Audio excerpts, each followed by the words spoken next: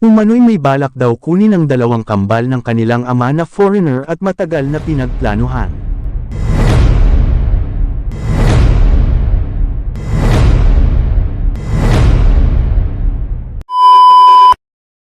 Mga kalingap, marami ang nabigla sa kumakalat na balita tungkol sa dalawang kambal na Australiano na sina Edwin at Edward.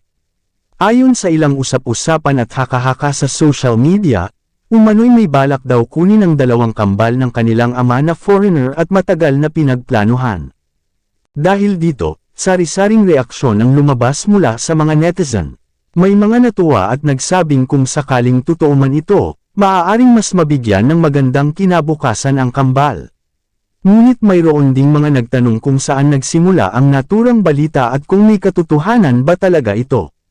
Lalong naging mainit ang usapan nang may mga nagsabing hindi raw papayag ang ina ng kambal sakaling may magtangkang ilayo sa kanya ang kanyang mga anak.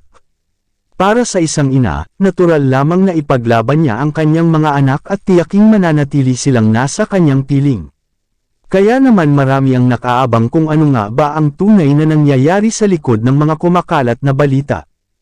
Ngunit sa kabila ng lahat ng ito, wala pa ring malinaw na pahayag o opisyal na kumpirmasyon na nagpapatunay na may ganitong plano nga. Marami sa mga impormasyong umiikot ay nagmumula lamang sa mga komento, post, at iba't ibang haka-haka na mabilis na kumalat sa internet. Kung susuriing mabuti, hindi sapat ang mga sabi-sabi upang ituring na katotohanan ang isang balita. Sa panahon ngayon, napakadaling gumawa at magpakalat ng impormasyon sa social media.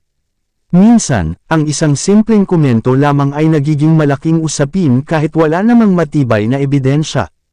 Samantala, patuloy namang nakikilala si Kalingap Rab dahil sa kanyang walang sawang pagtulong sa mga mahihirap at nangangailangan. Marami na siyang natulungang pamilya at individual sa iba't ibang lugar. Dahil dito, hindi na nakapagtatakang maraming tao ang sumusubaybay sa kanyang mga proyekto at mga bagong update. Gayunpaman, mahalagang tandaan na ang pagtulong sa isang pamilya ay iba sa pagkuha o pag-angkin sa mga anak ng ibang tao. Ang mga ganitong usapin ay sensitibo at nangangailangan ng malinaw na impormasyon bago paniwalaan ng publiko. Sa ngayon, wala pang sapat na ebidensya upang mapatunayan ang kumakalat na balita tungkol kina Edwin at Edward. Hanggat walang opisyal na pahayag mula sa mga taong direktang sangkot sa usapin, mananatili lamang itong isang haka-haka na pinag-uusapan ng marami. Kaya ang tanong ng lahat, totoo nga ba na may balak kunin ang kambal? O isa lamang itong kwentong nabuo dahil sa mga espekulasyon ng ilang netizen? Ano man ang sagot, mas mabuting hintayin natin ang mga susunod na impormasyon mula sa mga mapagkakatiwalaang sanggunian upang malaman ang buong katotohanan. Para sa ngayon, wala pang kumpirmadong detalye na magpapatunay sa kumakalat na balita. Kaya huwag agad maniwala sa mga nakikita at nababasa online hanggat hindi ito nabeberipika.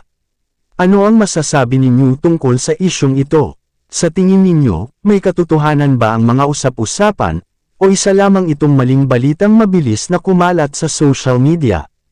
Abangan ang susunod nating update para malaman natin ang pinakabagong detalye tungkol sa isyong ito.